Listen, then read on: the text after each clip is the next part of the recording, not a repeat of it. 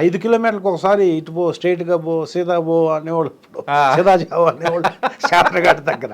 అలా అడుక్కుంటూ అన్నపూర్ణ స్టూడియోకి వచ్చి మళ్ళీ అక్కడి నుంచి డిప్రెషన్తో భయంకరమైన బాధతో మళ్ళీ ఈవినింగ్ ఇంటికి మళ్ళీ అడుక్కుంటానే. ఎందుకంటే విలేజ్ బ్యాక్గ్రౌండ్ మనది, సిటీ తెలియదు. సిటీలో వచ్చి అంతకుముందు అప్పుడప్పుడు వచ్చి వెళ్తున్నా కూడా ఎక్కడో మా చుట్టాలు ఎవరో ఉంటే వాళ్ళ దగ్గరికి వచ్చి ఎలా ఉంటుంది హైదరాబాదు, ఎందుకు ఇవన్నీ అడుగుతున్నాడు, వాళ్ళ క్లారిఫికేషన్ చెప్పుకుంటూ అటు నుంచి అటు వెళ్ళిపోతే 4-5 సార్లు వచ్చి ఉంటే స్కూల్ రన్ చేసుకుంటా. ఇప్పుడు ఇంకా అసలు ఫుల్ ప్లెడ్జ్డ్గా మన మీద మనం డిపెండ్ అయ్యి ఇది ఎస్టాబ్లిష్ కాకూడదు. మళ్ళీ ఎస్టాబ్లిష్ అయితే పెద్ద స్కూల్ కాదు, ఓపెన్గా నేను ఏదో బయట తిరుగుతూ వస్తే ఎవరేమనరు. అప్పటికి ఊరంతా నన్ను అసలు ఈ మెంటల్ వచ్చింది ఇతనికి, ఇది అమ్మేసి పోవటం ఏంటని తెలిసిన వాళ్ళందరూ చాలామంది క్రిటిసిజంగా మాట్లాడటం ఇవన్నీ జరిగినాయి. చుట్టాల్లో ఉంటుంది కదా సినిమా ఏంటి అసలు, అది అసలు అప్పుడు సినిమాని చెప్పడానికి అవకాశం లేని బ్యాక్గ్రౌండ్ మనది. ఓకే. సో అలా చెప్పకూడదు, తెలుసుకొని పోవాలి.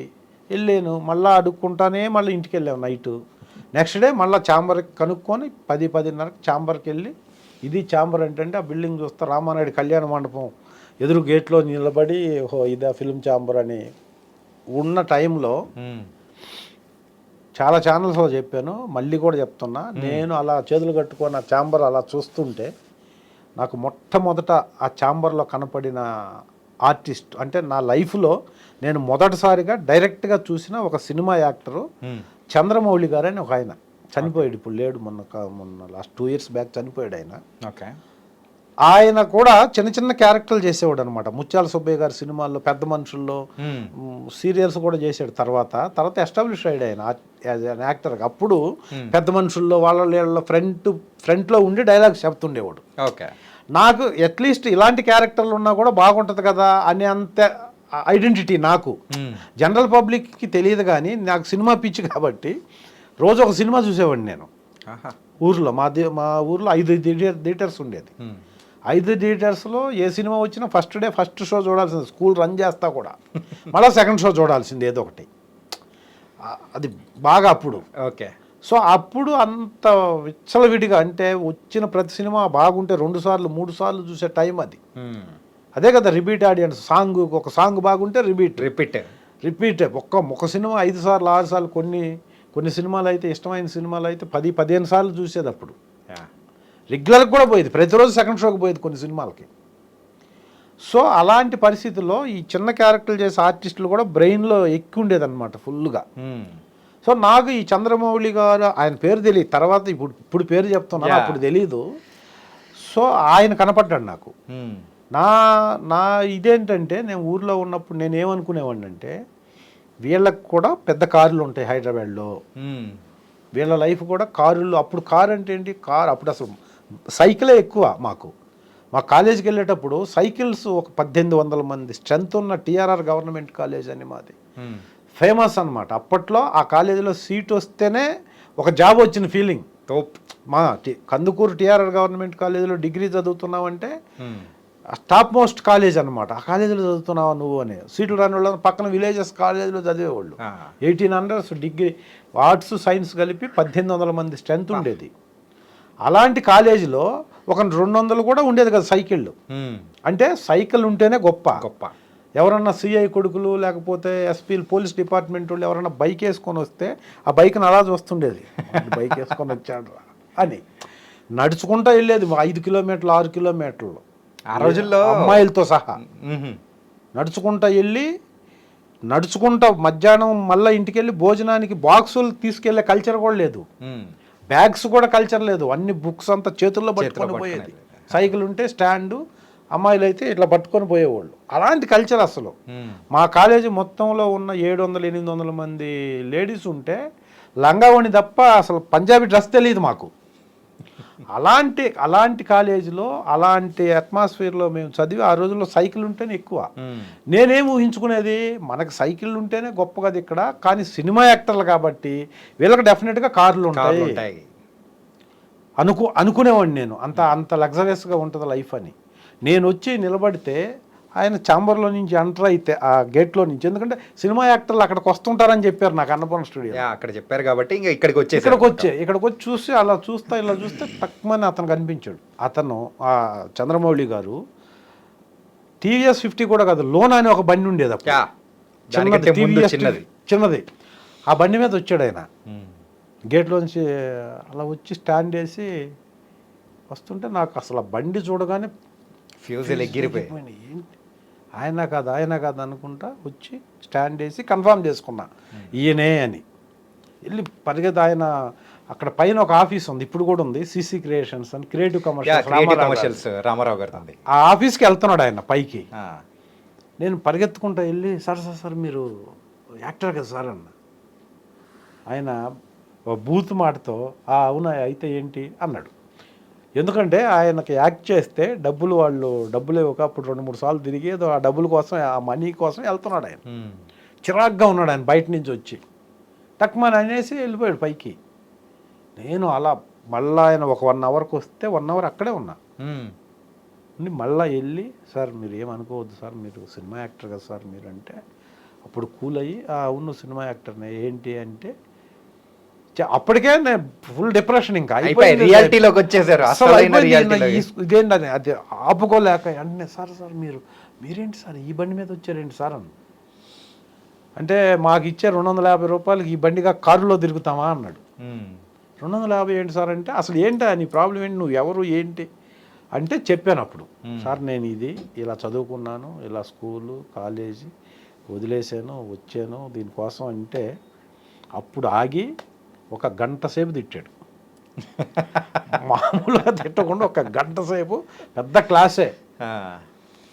ఇది తప్పు, ఇది నువ్వు ఇంత చదువుకున్నావు తెలుసుకోవాలి కదా ఫస్ట్, ఇక్కడికి వచ్చే ముందు అసలు ఏంటిది, మనకు సంబంధం లేని దానికోసం వస్తున్నావు, మనకి ఏంటి ఇక్కడ అని తెలుసుకోవాలి కదా, తెలుసుకోకుండా వచ్చేస్తే ఏం చేయాలని.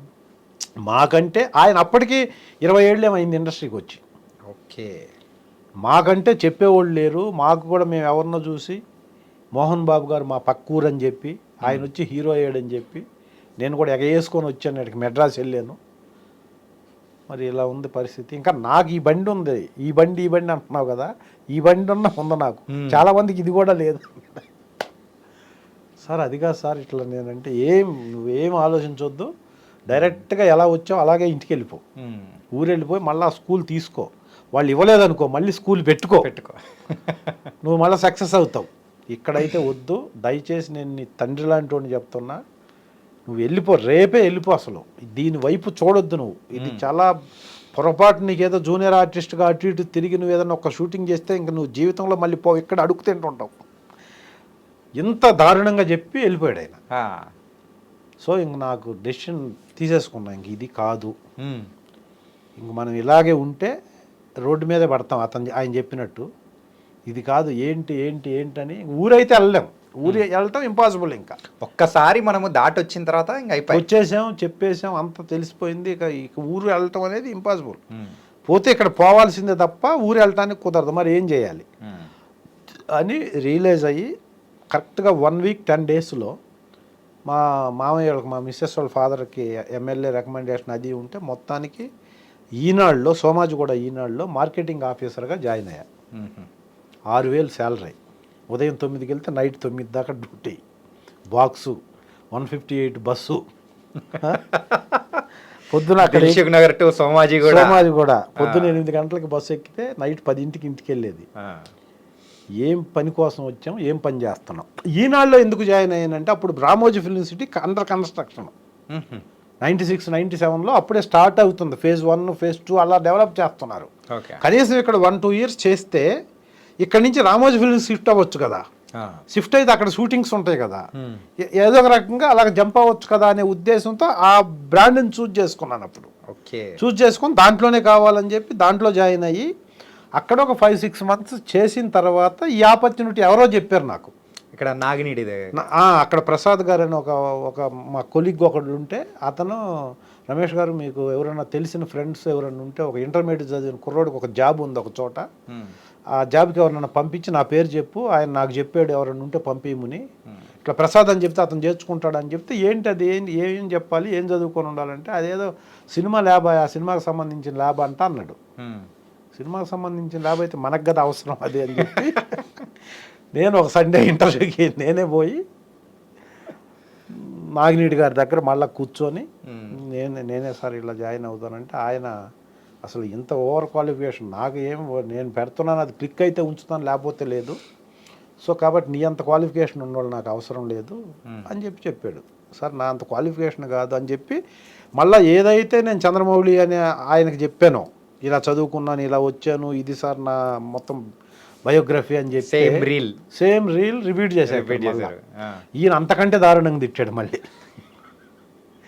బూతులే ఈయనైతే. ఈయన అసలు బూతులు మామూలుగా తిట్టలేదు.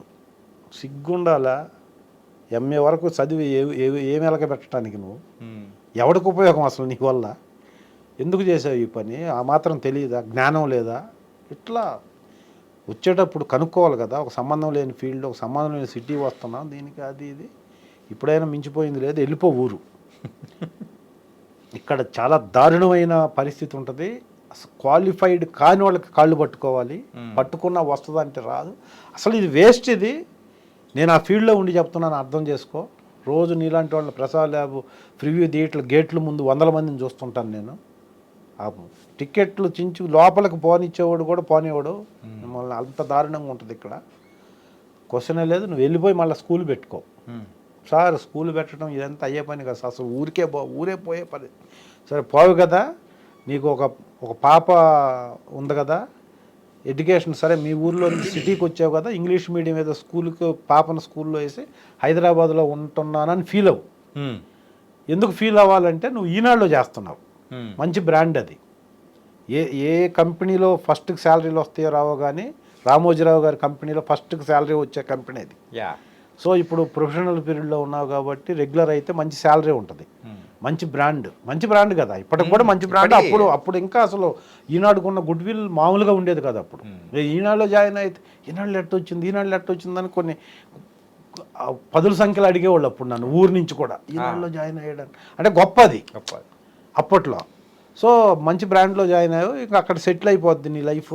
మళ్ళీ అక్కడి నుంచి మరి పెనం మీద నుంచి పొయ్యిలో పడ్డట్టు నువ్వు నా దగ్గరకు రావటం ఏంటా? నేను అసలు నాదేంటో తెలీదు, నేనేదో సరదాగా పెడుతున్నాను, నేను ప్రసాద్ ల్యాబ్లో పనిచేస్తాను, ఎండీగా ఉంటాను నేను అని చెప్పి ఆయన అదంతా చెప్పాడు. సార్ అందుకే వచ్చాను సార్, నేను అన్నీ తెలిసే వచ్చాను. అన్నీ తెలిసి నేను మీ దగ్గర అయితే ఇప్పుడు నా ఇంట్రెస్ట్ ఇది కాబట్టి మీ దగ్గర మీరు అనుకున్నట్టు పని చేస్తా. ఒకవేళ నేను ఏ రోజు మీరు అనుకున్నట్టు పని చేయలేదో ఆ రోజు వైండ్ అప్ చేసి నువ్వు వెళ్ళిపోమ్మా, నీ సేవలు ఇంకా నాకు చాలు అని చెప్తే నేను వెళ్ళిపోతాను సార్. నాకేం ఇది లేదు, నేను డబ్బుల కోసం కూడా రావట్లేదు. నాకు మీరు ఫ్యూచర్లో బాగా చేస్తున్నాడు, ఇతను పనికి వస్తున్నాడు, నాకు ఇతనికి కూడా మనం ఏదైనా చేద్దామని మీకు అనిపిస్తే చెయ్యండి. అనిపించలేదనుకోండి నేను ఇక్కడే పని చేస్తుంటా. లేదు నా పని మీకు నచ్చలేదు అనుకోండి, వెళ్ళిపోమంటే వెళ్ళిపోతా. అవకాశం ఇవ్వండి సార్. అసలు ఎవరు అవకాశం ఇవ్వకపోతే ఎలాగని. ఇది నచ్చింది ఆయనకి. అంటే దీంతో సైకలాజికల్ డిజార్డరు లేకపోతే నాకంటే తోపు లేడేవుడు ఇక్కడ అని రావటం కాదు, అవేర్నెస్ ఉంది అని చెప్పి నేను మాట్లాడిన దాన్ని బట్టి అర్థమైంది ఆయనకి. అయినా కూడా ఆయనకి ఇవ్వటం ఇష్టం లేక, సరే నువ్వు ఇంత చెప్తున్నావు కాబట్టి సరే నువ్వు జాయిన్ అవ్వు. నేనైతే ఇది చెప్పాడు శాలరీ 1300, ఒక 180 రూపీస్ బస్ పాస్, అంతా కలిగితే నీకు 1500 వస్తుంది, ఇస్తాను. దీనికి ఏం చేస్తావు నువ్వు, కాబట్టి ఇంతకంటే నేను ఇవ్వలేను, నేను స్టార్ట్ చేస్తున్నానని చెప్తే ఎప్పటి నుంచి రావాలి సార్ అని చెప్పేసి అది వదిలేసి అక్కడ వితౌట్ ఇంటిమేషన్ మళ్ళీ ఇక్కడికి స్టార్ట్ చేయాలి. అదేమో సోమాజిగూడ, ఇదేం పంజాగుట్టలో ఇప్పుడు పెట్రోల్ బంక్ ఉంది పోలీస్ స్టేషన్ వెనక. Panjagutta police station back side ఇప్పుడు పెట్రోల్ బంక్ ఉంది కదా, ఆ పెట్రోల్ బంక్ ఉన్నది 5 ఫ్లోర్ల బిల్డింగ్. అప్పుడు తీసేసి పెట్రోల్ బంక్ అది మొత్తం డిస్మాండిల్ చేసి వేరే వాళ్ళు కొనుక్కొని అది ఆ పెట్రోల్ బంక్ పెట్టారు. అది 5 ఫ్లోర్ల బిల్డింగ్ లో ఫస్ట్ ఫ్లోర్ మొత్తం ల్యాబ్ ఉండేది, గ్రౌండ్ ఫ్లోర్లో షోరూమ్ ఉండేది, ఫస్ట్ ఫ్లోర్లో ల్యాబ్ ఉండేది, ఆయన సెకండ్ ఫ్లోర్లో ఆయన రెసిడెన్స్ ఉండేది, పైన ఓనర్స్ ఉండేవాళ్ళు. అక్కడికి మళ్ళా స్టార్ట్ అయ్యి ఒక 2.5 years ఆ ల్యాబ్లో చేసి ఆ ల్యాబ్ ఫుల్లీ డెవలప్డ్ అనమాట. నేను 18, 16, 15 hours డే అండ్ నైట్ పనిచేసేవాడిని. ఎందుకంటే ఫ్యూచర్లో నాకు అవసరం వీళ్ళంతా. డైరెక్ట్గా ప్రొడ్యూసర్ల దగ్గరికి, స్టిల్ ఫోటోగ్రాఫర్ల దగ్గరికి, మేనేజర్ల దగ్గరికి, అవుట్ ఆఫ్ అంటే 10 తర్వాత కూడా నేను office timings, out of office timings కూడా వెళ్ళి కలిసేవాడిని. కలిసి బిజినెస్ తీసుకురావటం చేసి వితిన్ 1.5 yearలో సెకండ్ ల్యాబ్ కూడా పెట్టాం మైత్రివనంలో, విజన్ కలర్ ల్యాబ్ అని. సో స్టాఫ్ పెరిగారు, ఎస్టాబ్లిష్ అయిపోయింది, నాకు సర్కిల్ ఇంప్రూవ్ అయింది బాగా, అందరూ తెలిసారు స్టిల్ ఫోటోగ్రాఫర్స్ అంతా. ఈ లోపు నేనేం చేశానంటే ఒక ఆల్బమ్ చేసి ఈ స్టిల్ ఫోటోగ్రాఫర్ల ద్వారా ఒక ఆల్బమ్ చేసి పెట్టుకొని అందరికీ చూపించిన నన్ను పంపించండి తొందరగా అని చెప్పి వీళ్ళతో అందరితో చేసి స్టిల్ ఫోటో మీరు ఏ సినిమా చేస్తుంటే ఆ డైరెక్టర్ని పరిచయం చేయమని అడుగుతుండేది. అలా నాకు స్టిల్ ఫోటోగ్రాఫర్స్ అందరూ పరిచయం అయ్యి రాజా అని ఒక still photographer, Nagarjuna personal stills, ఇప్పుడు కూడా ఆయన వర్మ గారిది ఈ సినిమాల్లో బిజీగా ఉంటాడు, ఆయన క్లోజ్ అయ్యి వీడు ఇంత బాధపడుతున్నాడు ఇంత ఇదవుతున్నాడు అని చెప్పి ఒక దీంట్లో వైవిఎస్ చౌదరి గారికి పరిచయం చేశాడు నన్ను. సో ఆయన నచ్చి నాకు సీతారామరాజులో నాగార్జున హరికృష్ణ బ్యాచ్లో వాళ్ళ ఇంట్లో ఒక 4-5 ఉంటారు బ్యాచ్లో, నేను ఒకడిని. ఒక 40-45 రోజులు షూట్ ఉంటుంది, బాగానే ఉన్నాడు. ఆడిషన్ కూడా చేసి, ఈ ఆడిషన్స్ అప్పుడే ఉండేది, కెమెరా పెట్టి నువ్వు ఏదైనా చెప్పని స్టిల్స్ తీసి అవన్నీ చూసి చేసేవాళ్ళు. అలా నాకు స్టిల్ ఫోటోగ్రాఫర్ రాజా అనే ఒక స్టిల్ ఫోటోగ్రాఫర్ ద్వారా నాకు వైవిఎస్ చౌదరి గారు రెండో సినిమా అది. ఆ సినిమాలో ఫస్ట్ అవకాశం వచ్చింది. దాంట్లో నేను 1993లో ఫస్ట్ యాక్ట్ చేశా. అప్పుడు మొత్తానికి జాబ్ 98 సెప్టెంబర్లో, సారీ. అప్పుడు నేను మా నాగిరెడ్డి గారికి మళ్ళీ చెప్పి, అప్పుడు ల్యాబ్ ఫుల్ డెవలప్ అయింది. మరి ఎలా అంటే అప్పుడు ఆయన ఆపలేదు. ఆయన గ్రేట్నెస్ ఏంటంటే ల్యాబ్, ఇక్కడ ల్యాబ్ అక్కడ ల్యాబ్ మొత్తం నేనే చూసుకునేది. దగ్గర ఫుల్ డెవలప్ అయింది. మిషనరీని ఒక 40-50 లక్షల మిషనరీ ఉండేది.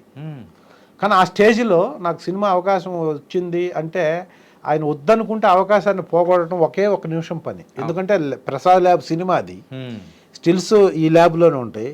ఏంటి అతను క్యారెక్టర్ ఇస్తున్నారంట, ఏమనుకుంటున్నారు మీరంటే, నీ క్యారెక్టర్ లేదు ఏం లేదురా బాబు అనేవాళ్ళు అనమాట. కాకుండా సరే నువ్వు ఇన్ని సంవత్సరాల తర్వాత నీకేదో అవకాశం ఏదో కష్టపడి తెచ్చుకున్నావు, బట్ నువ్వు ఉండవలే ఎలాగ అక్కడ, అది ఇండస్ట్రీ అంటే నీకు తెలిసింది కదా అని. నాకు ఇండస్ట్రీ గురించి ఫుల్ ప్రెజర్ తెలిసిన తర్వాత ఇంకా భయం ఏర్పడింది. అప్పుడు భయం ఏర్పడింది నాకు. ఎందుకు సినిమా ఇండస్ట్రీ మొత్తం తెలుస్తుంది. నువ్వు వన్స్ ప్రసాద్ ల్యాబ్ నాగిరెడ్డి గారి ఎంప్లాయ్ అన్నప్పుడు నీకు ఇచ్చే రెస్పెక్ట్ వేరు. ఓకే, నువ్వు ల్యాబ్లో ఎంప్లాయ్ కాదు అన్న తర్వాత నీకు ఇచ్చే రెస్పెక్ట్ వేరు అని చెప్పాడు ఆయన. అది కరెక్టే. నేను ప్రసాద్ ల్యాబ్ ఇప్పుడు నాగిరెడ్డి గారి ఎంప్లాయీగా ప్రతి ఒక్కళ్ళ దగ్గరికి వెళ్తున్నాను తప్ప నేను ఒక రమేష్గా వెళ్ళట్లేదు కదా. రమేష్గా బ్యాక్గ్రౌండ్ ల్యాబ్ లేదు అన్నప్పుడు నన్నంతా ల్యాబ్ రమేష్ అనేవాళ్ళు. అప్పుడు ఎక్కడికి వెళ్ళినా ఓకే, దిల్ రమేష్ అనేది దిల్ తర్వాత వచ్చింది, అప్పుడు ల్యాబ్ రమేష్ అనేవాళ్ళు. ల్యాబే వెనక లేనప్పుడు ఏమంటారో చూసుకో ఒకసారి, నువ్వు ఇంత రెస్పెక్ట్ నీకు ఉంటుంది అనుకో. నేను మానేసి ఆర్టిస్ట్ అనగానే నువ్వు ఎక్కడైతే కూర్చున్నావు అక్కడే నిలబడాలి మళ్ళీ వెళ్ళి, ఇవన్నీ చెప్పాడు. నాకు ఆల్రెడీ తెలుసు అది.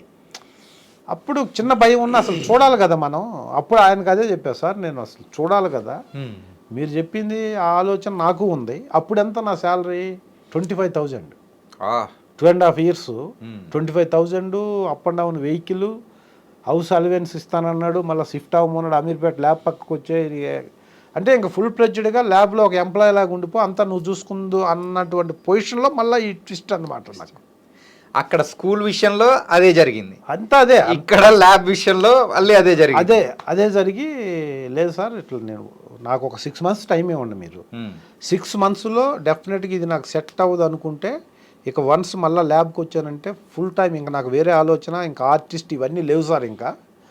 కాకపోతే నేను ఒక్కసారి ట్రై చేయాలి కదా, ఒక అవకాశం. అప్పటికి ఇంకా లేడు వీడు, అక్కడ పోయి ఏదో చేసుకుంటున్నాడు అనే టాక్ వచ్చేసింది అక్కడ. అప్పటికి నా ఉద్దేశం ఏంటంటే ఒక్క సినిమాలో యాక్ట్ చేసి, ఒక్క సినిమా స్క్రీన్లో కనపడి, ఆ థియేటర్లో నేను వెళ్ళి ఆ సినిమా చూసి జనాలందరికీ నేను యాక్టర్ అవ్వాలని వెళ్ళాను, యాక్టర్ అయ్యాను. ఈ సినిమాలో యాక్ట్ చేశాను చూడండి స్క్రీన్లో, అయిపోయింది. ఇంకా తర్వాత వచ్చి ఎంప్లాయీగా సెటిల్ అయిపోదాం, ఇంకా మనతో అయ్యేది కాదని డెసిషన్కి వచ్చేసాను. అప్పటికి ఇంత సర్కిల్ ఉన్నా కూడా వచ్చేసి ఇదే ఆయనకి చెప్పి, సార్ నాకు అవకాశం ఒక 6 months లోపు వస్తే నేను మళ్ళీ వచ్చేస్తానని చెప్పి, అప్పుడు మా మిస్సెస్ని, వాళ్ళ నాగిరెడ్డి గారు వాళ్ళ మిస్సెస్ మా మేడం గారికి అవన్నీ చెబుతూ ఫస్ట్ సీతారామరాజుతో స్టార్ట్ చేశాను యాక్టింగ్. కానీ దీంట్లో 1 సంవత్సరంలో 12 సినిమాలు యాక్ట్ చేశాను నేను. సీతారామరాజు రిలీజ్ అయ్యేటప్పటికి నేను 8 సినిమాలు అండర్ ప్రొడక్షన్లో ఉన్నాయి నాకు.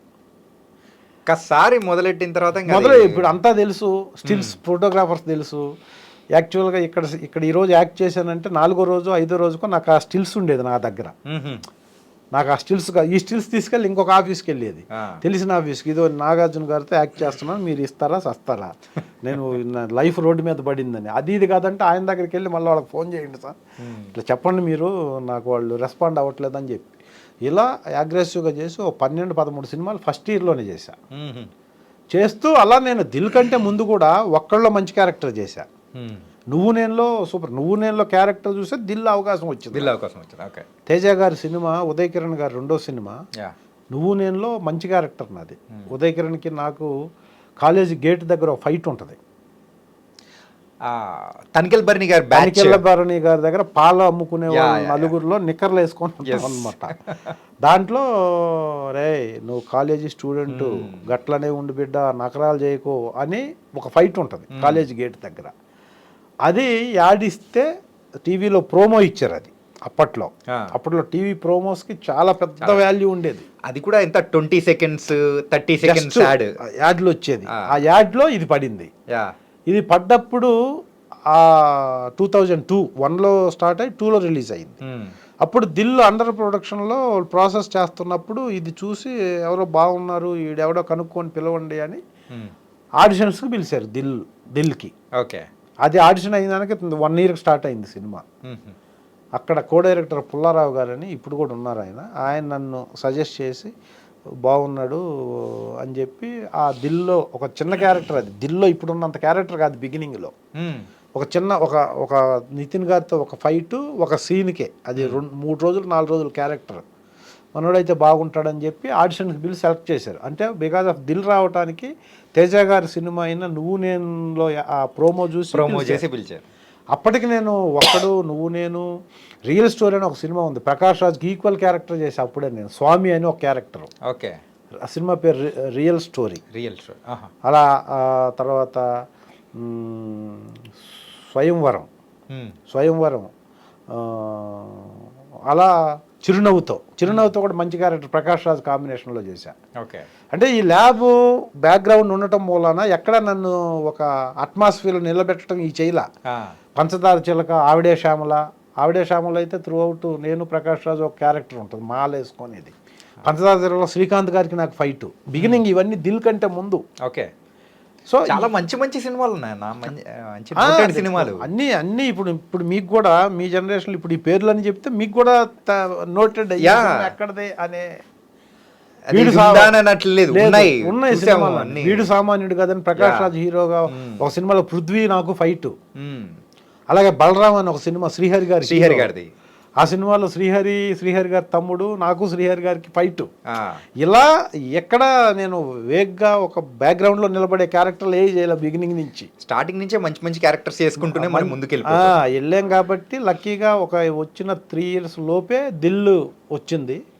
దిల్ ఆ చిన్న క్యారెక్టర్ కాస్త ఆ టైం ల్యాబ్స్లో కొంచెం ఆ పెర్ఫార్మెన్స్ బాగుండటం మూలాన దిల్ ఫస్ట్ డే దిల్ సినిమా నితిన్కి నాకు ఒక ఫైట్ ఉంటుంది సినిమాలో. ఇంట్లో వార్నింగ్ వచ్చి క్లబ్లో కూర్చొని ఉంటే వేణుమాధవ్ గారు తీసుకొచ్చి చూపిస్తాడు, వాడే ఇంటికి వచ్చి గొడవ చేశాడని. అది ఫస్ట్ ఫైట్. ఓకే. అది షూటింగ్ ఫస్ట్ డే ఓపెన్ చేసింది ఆ ఫైట్తో. ఓకే. అన్నపూర్ణ స్టూడియోలో ఏదైతే అన్నపూర్ణ స్టూడియో గేట్ దగ్గర నిలబడ్డానో ఇట్లా కూర్చొని చూస్తున్నానో అదే సినిమా 50వ సినిమాకి అన్నపూర్ణ స్టూడియోలోకి ఎంటర్ అయ్యి ఫ్లోర్లో షూటింగ్ చేశా. అప్పటి వరకు అన్నపూర్ణ స్టూడియో ఏ షూటింగ్ చేయాల లోపల. సో అది ఫస్ట్ డే. దాంట్లో 3 గ్లాస్ బ్రేకింగ్స్ ఉంటాయి. కొడితే ఒక గ్లాస్ బ్రేకింగ్, ఒక గ్లాస్ పగల కొట్టుకొని వచ్చి మళ్ళీ ఇంకొక దాంట్లో పడి ఇంకో 3 గ్లాసు డబ్బాలు ఉంటాయి అన్నమాట.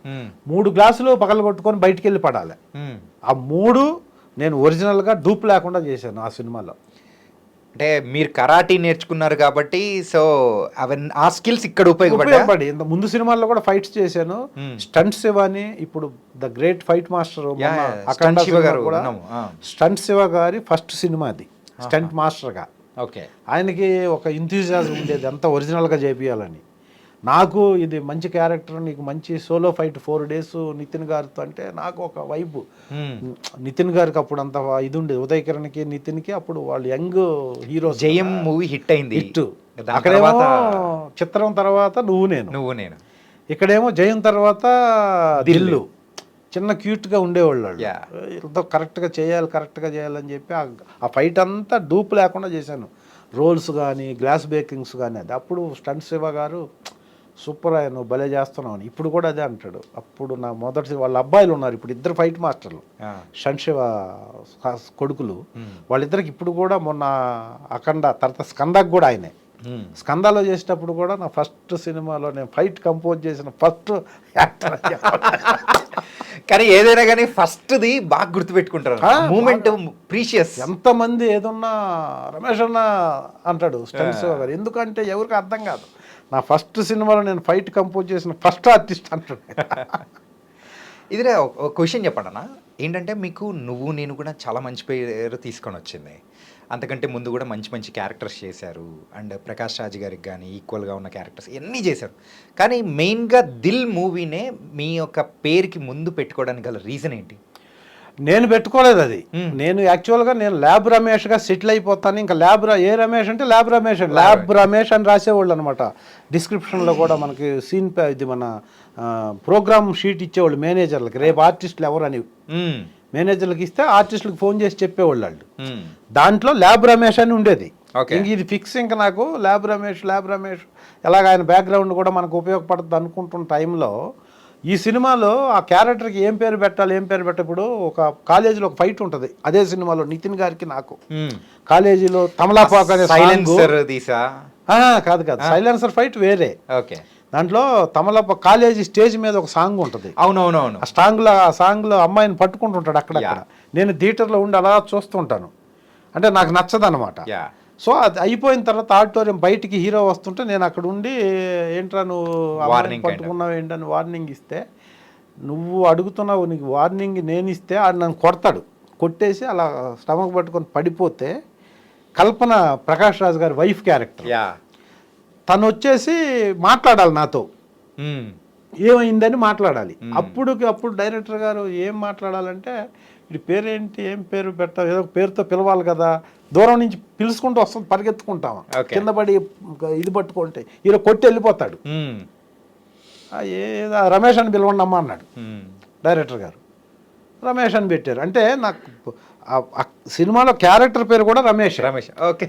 ప్రకాష్ రాజ్ అదే పిలుస్తాడు, వేణుమాధవ్ గారు అదే పిలుస్తారు, ఈ క్యారెక్టర్ అదే పిలిచారు. 3-4 సార్లు నా పేరుతో పిలుస్తారనమాట వేరే వాళ్ళు. సో రమేష్ అని పెట్టారు.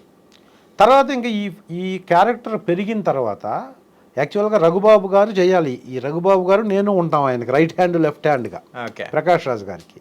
అది ఏదో డైమెన్షన్ రైటర్స్ వాళ్ళు మా దీంట్లో కామెడీ పార్ట్ మొత్తం రఘుబాబు గారికి, యాక్షన్ సీక్వెన్స్ మొత్తం ఈ క్యారెక్టర్కి వచ్చింది. అలా మొదటి ఫైట్ బాగా వచ్చింది. ఫైట్ అన్ని ఇంట్లోకి వెళ్ళి వార్నింగ్ ఇవ్వటం.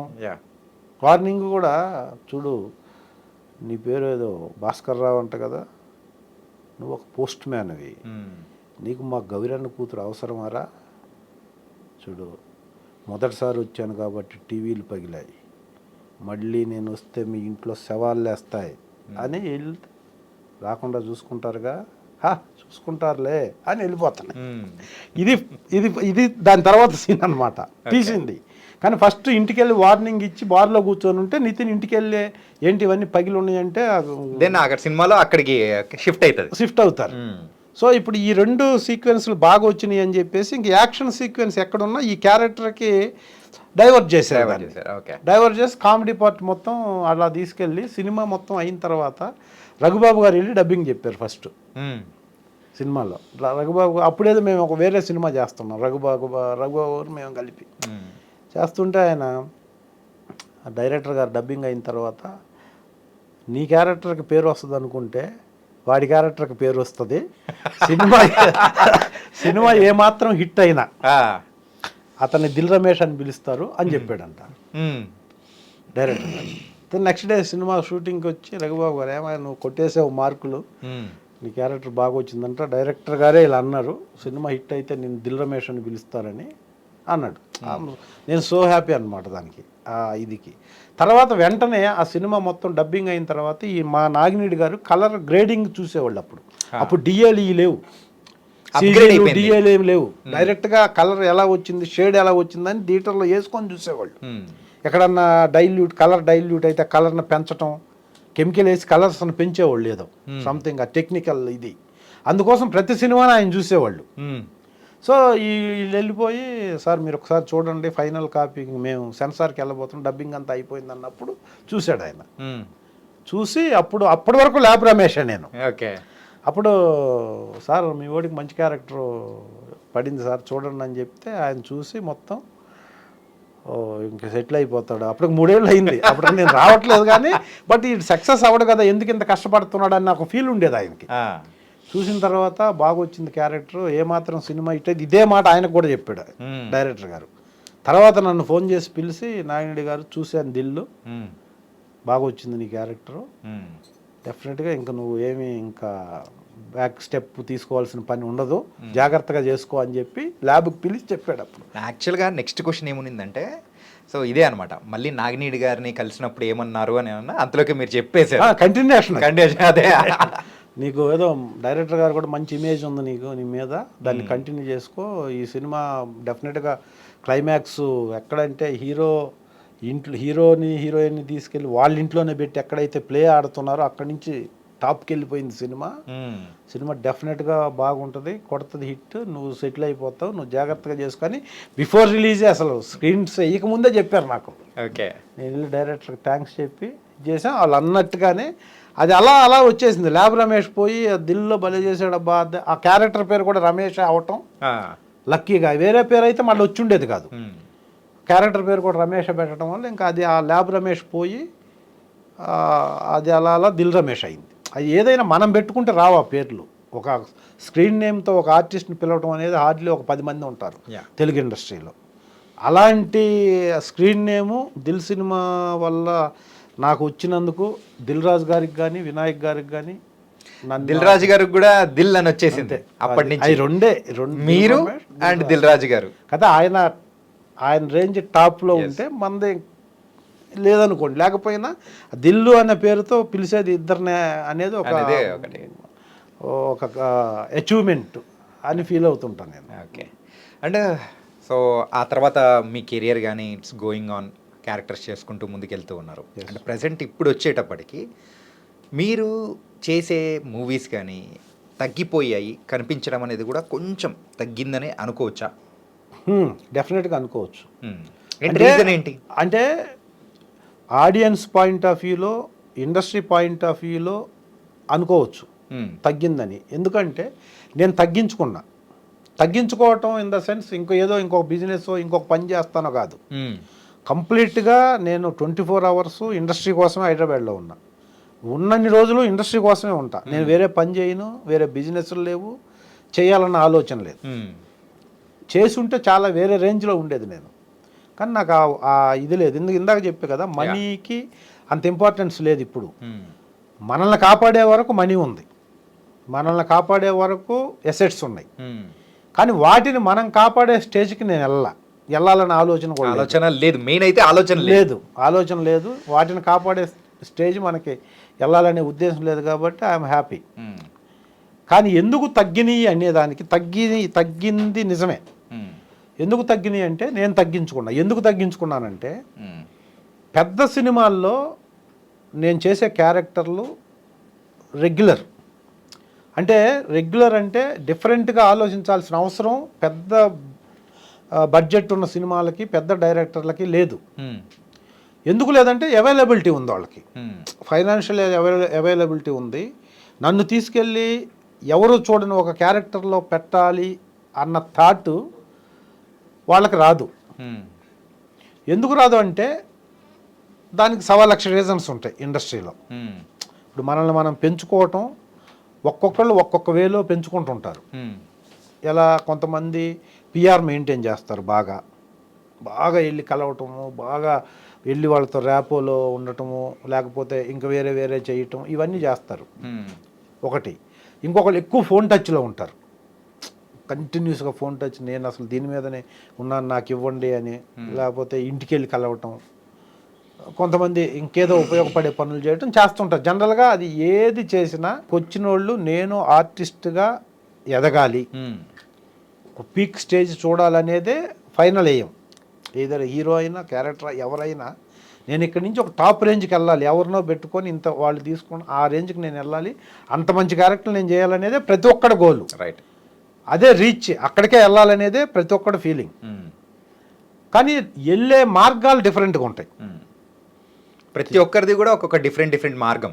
అంటే హెవీ కాంపిటీషన్ ఉన్న ఈ ప్రొఫెషన్లో 26 ఇయర్స్ 27th ఇయర్ రన్నింగ్లో నేను స్టిల్ ఎక్కడ అంటే ల్యాగ్ లేకుండా, ఎక్కడ బ్రేక్ తీసుకొని బ్రేక్ ఇండస్ట్రీ ఇవ్వకుండా నేను ట్రావెల్ చేస్తున్నా. కాబట్టి అది గొప్ప పీరియడ్ 26 ఇయర్స్ రన్ అంటే.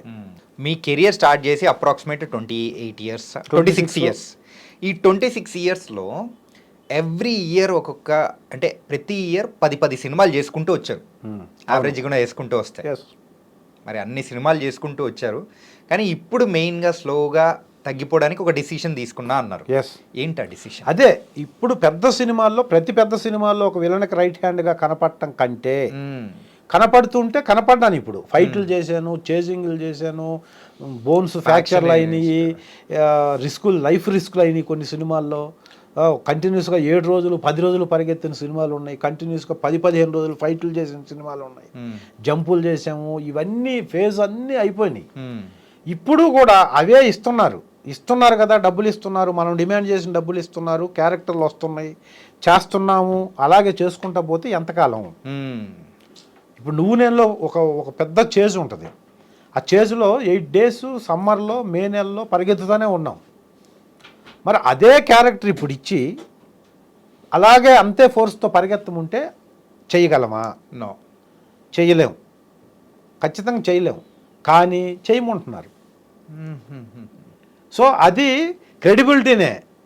22-23 సంవత్సరాల క్రితం చేసిన ఒక క్యారెక్టర్లో నన్ను ఇప్పటికీ డైరెక్టర్స్ అలాగే ఊహించి, అలాగే జడ్జి చేసి, అలాగే ఆ క్యారెక్టర్లు ఇస్తున్నారంటే నేను రైట్ వేలో ఉన్నట్టే కదా. రైట్ వేలో ఉన్నారు. కానీ మీరు కోరుకుంటున్న పాత్ ఇప్పుడు కొంచెం చేంజ్ ఓవర్ కావాలి అని అనుకుంటున్నారు. అందుకే కదా ఇప్పుడు బ్రేక్ అనేది ఆ డిసిషన్ తీసుకోవడానికి. అదే చెప్పబోతున్నా. సో నేను దానికి గర్వం. నాకు ఒక డైరెక్టర్ పిలిచి, ఎస్ నువ్వు ఒక విలన్ ఉన్నాడు, విలన్కి రైట్ హ్యాండ్, ఒక టెరిఫిక్ క్యారెక్టర్, ఆ రైట్ హ్యాండ్ మీద కథ నడుస్తుంది, నువ్వు వెళ్ళి హీరోకి వార్నింగ్ ఇస్తావు, హీరోకి నీకు ఫైట్ ఉంటుంది, నువ్వు పరిగెత్తుతావు, ఎండపడతాడు, కొడతాడు, అసలు నువ్వు ఒక డైలాగ్ చెప్తావు, అదిరిపోద్ది అని అంటుంటే, ఇది నేను 25 ఏళ్లగా వింటున్నా. మీ కెరియర్లో ఎక్కువ సార్లు డైరెక్టర్ దగ్గర నుంచి ఇదే కాబట్టి ఇప్పుడు కూడా అలా అంటున్నారంటే యంగ్ డైరెక్టర్స్, ఇప్పుడు వచ్చి యంగ్ డైరెక్టర్స్, టాప్లో ఉన్న డైరెక్టర్స్ అంతా, నేను చేసేటప్పుడు అసోసియేట్లో అసిస్టెంట్లుగా చేసి రైటర్స్గా ఉండి డైరెక్టర్స్ ఇప్పుడు టాప్లో ఒక 7-8 మంది ఇండస్ట్రీలో ఉన్నారు. సో అట్లాంటి క్యారెక్టర్ అని ఇప్పుడు కూడా చెప్తున్నానంటే నేను గర్వపడాలి కదా. ఎందుకంటే నువ్వు అయిపోయింది, ఇంకేం చేపిస్తాను ఆడితో ఏదో అని వదిలేయకుండా ఇప్పటికి కూడా అది చెబుతున్నారు కాబట్టి I so much of proud దానికి. కానీ అప్పుడు ఉన్న స్ట్రెంత్ వేరు, ఆర్టిస్ట్ కాబట్టి లైఫ్ స్టైల్ ఒక రకంగా ఒక రకమైన లైఫ్ స్టైల్లో ఉంటాం కాబట్టి, మెయింటైన్ చేస్తుంటాం కాబట్టి కనపడతాం ఇలా. కానీ ఇప్పుడు ఇందాక నేను చెప్పాను చూసా, అదే క్యారెక్టర్స్, అదే ఒక్కొక్కళ్ళు రీచ్ అవ్వడానికి ఒక్కొక్కళ్ళది ఒక్కొక్క వే అని. దాంట్లో నేను ఎంచుకున్న వే అది కట్ అయింది. అక్కడ మ్యాటర్ అది కట్ అయింది. నేను ఇప్పటి వరకు సెల్ఫ్ కాన్ఫిడెన్స్ వదిలేసి, ఆత్మ గౌరవాన్ని వదిలేసి, సెల్ఫ్ రెస్పెక్ట్ వదిలేసి నేను ఇంతవరకు ఇండస్ట్రీలో ఏ పని చేయాల. నేను ఇప్పుడు చేసిన 250 సినిమాల్లో ఇప్పటి వరకు ఏ ఒక్క సినిమా హీరో రికమెండేషన్తో చేయాల. అంటే అది తల పొగరనో, లేకపోతే హెడ్ వెయిట్ అనో, లేకపోతే గర్వం అనో కాదు. హీరోలు ఇప్పుడు నేను బాలకృష్ణ గారితో 4 సినిమాలు యాక్ట్ చేశా. లక్ష్మీ నరసింహ, సింహ, లెజెండ్, అఖండ. దీంట్లో మూడు బోయపాటి గారి సినిమాలే, బంపర్ హిట్లే, అన్ని పెద్ద హిట్లు. ఇప్పుడు నేను బాలకృష్ణ గారి దగ్గర వెళ్ళి నిలబడి, సార్ నాకు ఏదన్నా క్యారెక్టర్ చెప్పండి సార్ అని చెబితే, నేను అఖండ తర్వాత 2 సినిమాలు వచ్చినాయి, ఇప్పుడు మళ్ళీ అఖండ 2 చేస్తున్నారు ఆయన. ఆ 2 సినిమాలు యాక్ట్ చేయాల నేను. అంటే వాళ్ళకి సెట్ అయ్యే క్యారెక్టర్లు డైరెక్టర్లు నాకు చూస్ చేయలేదు. కొంచెం మంచి క్యారెక్టర్లు చేస్తున్నావు కదా, వస్తే చేద్దామన్నారు. ఇప్పుడు ఒకటి గోపి మల్లినేని, ఇంకొకటి అనిల్ రావిపూడి చేసిన 2 సినిమాలు. వీళ్ళు నేను చేయలేదా అంటే వీళ్ళ సినిమాలు అన్నీ చేశాను నేను. ఓకే. ఈ డైరెక్టర్ల సినిమాలు అనిల్ రావిపూడి సినిమా చేశాను నేను, సుప్రీం. తర్వాత గోపిమల్లిని అయితే మొదటి సినిమా నుంచి ఒక 7-8 సినిమాలు చేశా. కానీ నాకు ఇవ్వాలనుకున్న క్యారెక్టర్ దాంట్లో రాలేదు. కలిశాను నేను, చేయలేకపోయాను. ఇదే అఖండ తర్వాత బాలకృష్ణ గారు షూట్లోకి వెళ్ళి నేను నిలబడి, సార్ కొంచెం ఏదన్నా క్యారెక్టర్ చెప్పండి సార్ అంటే హీరో గారు చెప్తే కాదనరు. డెఫినెట్గా క్యారెక్టర్ ఇవ్వాలి. కానీ నేను హీరోని డిస్టర్బ్ చేసిన వాడినే అవుతా. అలా మీకు ఇష్టం లేదు? అలా అంటే డిస్టర్బ్ చేసిన వాళ్ళు అవుతారు. చాలామంది ఆర్టిస్టులు అది ఒక వే అన్నమాట. హీరో గారితో వెళ్తే గౌరవం ఉంటుంది. హీరో గారు చెప్తే మంచి ఆర్టిస్ట్ ఇవ్వండి అంటే ఇస్తారు, మంచి క్యారెక్టర్ వస్తుంది, మనం ఇంకొక నెక్స్ట్ లెవెల్కి వెళ్ళటానికి డెఫినెట్గా ఉపయోగపడుతుంది. నాకు ఇష్టం లేదు. ఓకే. నేను వెళ్ళి హీరో దగ్గర హీరో గారిని డిస్టర్బ్ చేసి మీరు చెప్పండి అని చెప్పి ఫ్రమ్ ద బిగినింగ్ నుంచి ఇష్టం లేదు. నేను ఇప్పుడు చెయ్యని హీరో లేడు. నేను చిరంజీవి గారి దీంట్లో తీసుకున్న ఎన్టీఆర్, జూనియర్ ఎన్టీఆర్ కానీ, కళ్యాణ్ రామ్ గారు కానీ, బాలకృష్ణ గారు కానీ, అటు చిరంజీవి, పవన్ కళ్యాణ్, అల్లు అర్జున్ కానీ, ఈ మన సాయిధరం తేజ్ గారు కానీ, అందరితో మాక్సిమం యాక్ట్ చేశారు కదా. వెంకటేష్ గారు, నాగార్జున గారు, బాలకృష్ణ గారు, చిరంజీవి గారు, అట్లా వస్తే కిందకు వస్తే ప్రభాస్ గారు, ఎన్టీఆర్ గారు, లేకపోతే కళ్యాణ్ రామ్ గారు, ఇక్కడ ఇప్పుడు వచ్చిన నాని గారు, ఈవెన్ శర్వానంద్, వాళ్ళతో కూడా చేశాను నేను. ఓకే. సో అలా చేసుకుంటూ వచ్చాను. కానీ హీరో గారి దగ్గరికి వెళ్ళి ఈవెన్ రవితేజ, గోపిచంద్ గారు, గోపిచంద్ అయితే యజ్ఞం, లౌక్యం, లక్ష్యం 3 సూపర్ హిట్లు, 3 చేశాను. ఇలా అందరు హీరోలతో చేశాను. కానీ నా అంటే నేను అదే డైరెక్టర్ని కానీ, అదే అసిస్టెంట్ డైరెక్టర్ని కానీ 10 సార్లు కలవమన్నా కలుస్తాను. ఎందుకంటే they are the right persons. Got it. వాళ్ళు ఇవ్వగలిగిన వాళ్ళు. నేను వాళ్ళని 10 సార్లు కలిసిన తప్పులేదు. యాజ్ ఏ కాస్టింగ్ డైరెక్టర్ని 10 సార్లు ఫోన్ చేసిన 10 సార్లు కలిసిన తప్పులేదు. ఎందుకంటే వాళ్ళు ఇవ్వాల్సిన వాళ్ళు వాళ్ళనే నేను అడగాలి. హీరో గారిని వెళ్ళి వాళ్ళని డిస్టర్బ్ చేసి అడిగి మన క్రెడిబిలిటీ పోగొట్టుకొని ఏంటిది అని అనుకుంటారేమోనని నాకు భయం. ఓకే. దాంతో నేను మొదటి సినిమా నుంచి ఇవ్వగలిగిన వాళ్ళని ఎన్నిసార్లు అన్నా కలుస్తాను. కానీ అది కాకుండా ఉన్న హీరో గారిని చేసి నేను క్యారెక్టర్లో ఇంతవరకు ఒక్క సినిమాలో కూడా యాక్ట్ చేయాల. సో అది నేను ఆత్మగౌరవం అనుకుంటా. ఈ ట్రావెల్లో ఇప్పుడు నేను తీసుకున్న డెసిషన్ ఏంటంటే పెద్ద సినిమాల్లో ఎక్కువగా అదే క్యారెక్టర్లో కనపడకూడదు.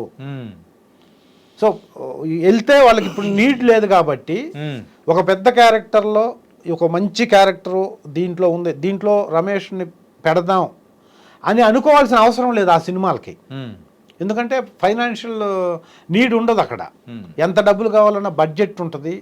ఇప్పుడు పాన్ ఇండియా వచ్చింది కాబట్టి అక్కడి నుంచి తీసుకొచ్చి వాళ్ళకి ఆ క్యాలిబర్ ఉన్న వాళ్ళని పెట్టి మార్కెట్ చేసుకోవాలనుకుంటారు. దీంట్లో మనం ఏ విధంగానూ ఈ డెఫినేషన్స్తోనే మనం వెళ్తున్నాం కాబట్టి మన క్యారెక్టర్ ఇచ్చినందువల్ల ఎవరికి ఉపయోగం లేదు, ఇవ్వనందున ఎవరికి నష్టం లేదు.